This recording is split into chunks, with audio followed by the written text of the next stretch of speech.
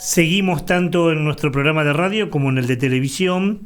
Seguimos hablando de la reforma constitucional parcial que se está debatiendo en nuestra provincia, más concretamente en nuestra ciudad capital, en la legislatura. Comenzaron a funcionar las comisiones y seguimos con la misma pregunta y la misma inquietud: ¿qué lugar tendrá el ambiente y el cuidado de la naturaleza en la nueva constitución provincial que nos va a regir por los próximos 50 o 60 años?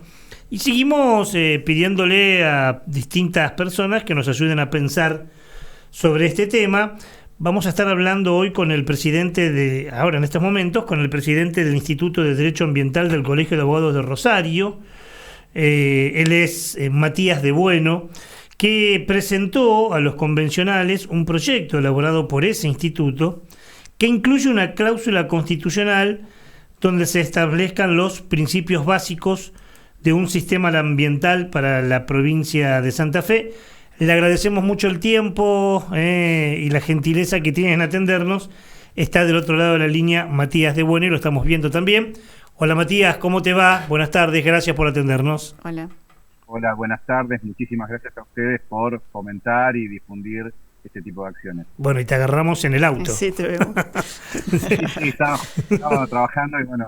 Bueno, no, doblemente gracias entonces Sí. por este tiempo.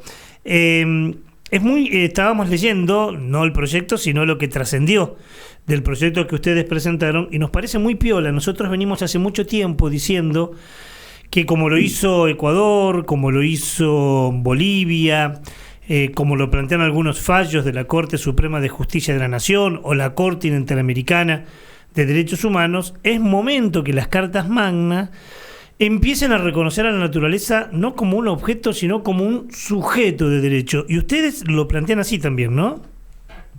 Sí, nosotros planteamos en el inicio, en el primer párrafo de la cláusula que presentamos, por un lado, que el ambiente es un derecho humano fundamental que ya queda establecido desde el inicio, pero a su vez que la naturaleza es un sujeto de derecho susceptible de protección por parte del ordenamiento jurídico, que es el equivalente a es sujeto de derecho. Porque hoy para la humanidad básicamente la naturaleza es un objeto de apropiación. Claro. Es un bien del cual obtenemos recursos y nada más. Y en realidad la naturaleza es lo que a nosotros nos brinda la posibilidad de vivir.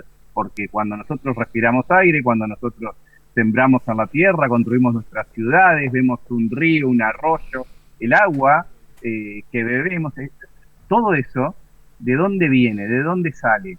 Viene de la naturaleza, viene del ambiente. Por eso planteamos inmediatamente de que hay que trabajar con el principio indubio pro natura, que tiene que ver con que ante cualquier duda, sea en el ámbito judicial, sea en el ámbito administrativo, hasta incluso en el legislativo, se debe fallar a favor del ambiente, se debe proteger el ambiente, y en este caso, proteger el ambiente es protegernos a nosotros mismos, porque en el concepto que incorporamos, planteamos que las personas, su salud y su calidad de vida forman parte del ambiente.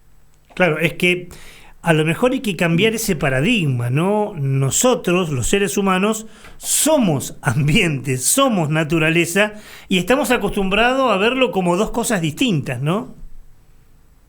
Sí, por eso este trillado concepto de medio ambiente como si fuera algo separado de nosotros, cuando en realidad el ambiente es un presupuesto de la vida, es un presupuesto de la personalidad humana. Si no hay ambiente, nosotros no tenemos directamente ninguna posibilidad de desarrollarnos.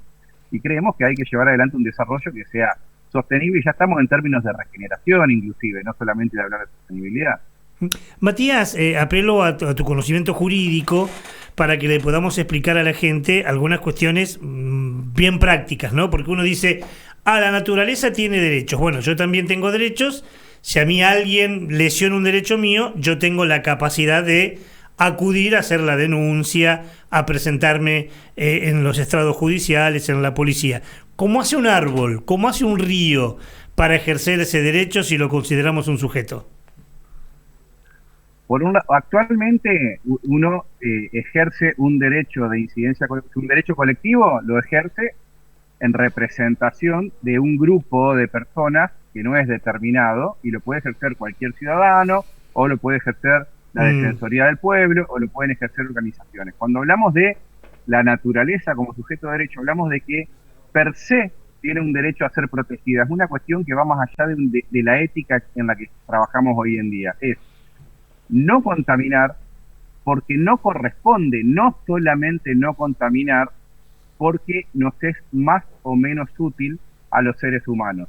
Y nosotros planteamos en el proyecto que para poder ejercer los derechos, que además esto forma parte de tratados internacionales que tienen que ver con el acceso a la información pública, la participación ciudadana y el acceso a la justicia ambiental, planteamos que la norma constitucional establezca que debe existir una justicia ambiental claro. y que debe existir un fiscal general del ambiente, quien vela por los derechos de la naturaleza, que por excelencia va a ser el representante, más allá de que pueda haber una legitimación más amplia. O sea, entendemos que cualquier ciudadano podría encarar un proceso, pero tiene que tener una legitimación adecuada, o sea, tiene que tener la capacidad y la posibilidad de poder llevar adelante un proceso de esta naturaleza. Si entiendo bien, por un lado estaría lo que en algunos países, por ejemplo, figura como la figura de los guardianes, que son los ciudadanos que en este caso se presentan como guardianes de algo que se está violando. Pero por otro lado, y esto nos parece muy piola también, una parte específica de la justicia. Cuando hablas de un fiscal general del ambiente, es que habría una parte especial de la justicia que se habilitaría para estos temas. Claramente, la idea es que haya tribunales específicos. Bueno. O sea, nosotros, previo a que esto exista, hemos presentado proyectos sobre tribunales ambientales. En ese sentido, planteamos que tienen que tener un cuerpo de investigación científica, que tienen que tener fiscales, que son multifueros. Después se discute si habrá un tribunal en la primera, un tribunal en la segunda circunscripción, cuál va a ser la alzada. Eso se hace con una ley posterior. Pero lo que planteamos es que en la Constitución se establezca que tiene que haber una justicia ambiental, un fuero ambiental. Porque el ambiente, para ser tramitado ante un tribunal, tiene características absolutamente diferentes al resto de los procesos. Por la velocidad, por la legitimación, por el principio de proximidad, por las cautelares que hay que establecer, por las pruebas que hay que desarrollar, por los costos y por el bien jurídico que en definitiva estamos protegiendo. La última, leíamos en el proyecto que ustedes presentaron a los convencionales, ese proyecto que elabora el instituto del Colegio de Abogados de Rosario, que también plantean que la flora, la fauna, el agua, el aire, el suelo y demás deben ser incluidos dentro de un patrimonio histórico, arquitectónico y arqueológico. ¿Qué significa eso? Ahí estás hablando del párrafo donde nosotros de alguna manera conceptualizamos el ambiente. Nosotros decimos que el ambiente, esto no es algo nuevo, pero es algo que hay, porque nosotros gestionamos con las normativas provinciales. Cuando una norma provincial no alcanza a un grado de protección tan importante como el de la nación, ahí se pasa a implementar una norma de presupuesto mínimo. Nosotros decimos que el ambiente está conformado por un patrimonio natural.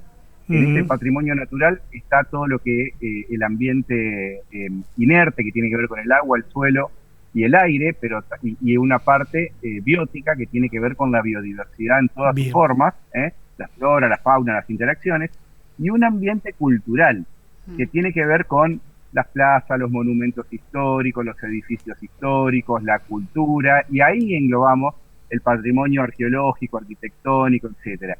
Y fíjate que en ese mismo párrafo planteamos a las personas, a la calidad de vida y a su salud. Bien. Conceptualizamos tripartitamente al ambiente. Y hay un tema que no nombramos recién, pero que es muy importante, que tiene que ver con la operatividad de las normas ambientales. En la provincia se ha llegado incluso a litigar la provincia para no reglamentar normas ambientales, como la ley de humedales, la ley de residuos peligrosos, la ley de residuos eléctricos y electrónicos. Y esto no puede ser objeto de un debate. Cuando una norma ambiental es sancionada y es promulgada por un gobernador, debe ser implementada. No podemos estar esperando a que se reglamente tal o cual parte, sino que es importante que sea operativo. Claro. Excelente. Como pasó con humedales hace poquito, por ejemplo, ¿no? Como pasa con la ley de aguas, que todavía estamos esperando. La ley de aguas. La ley de humedales estuvo del 2019 hasta el 2020. sin reglamentación. Sí, Ahora sí. está reglamentado. Sí, sí, por eso. Es un paso muy... Matías, gracias por ayudarnos a pensar, por el tiempo y te dejamos seguir camino Muchas a gracias. tu casa. Muchísimas gracias a ustedes por tomar Buen este fin de tema. semana, Me parece sí. importante que... Buen fin de semana. Abrazo muy grande. Un abrazo.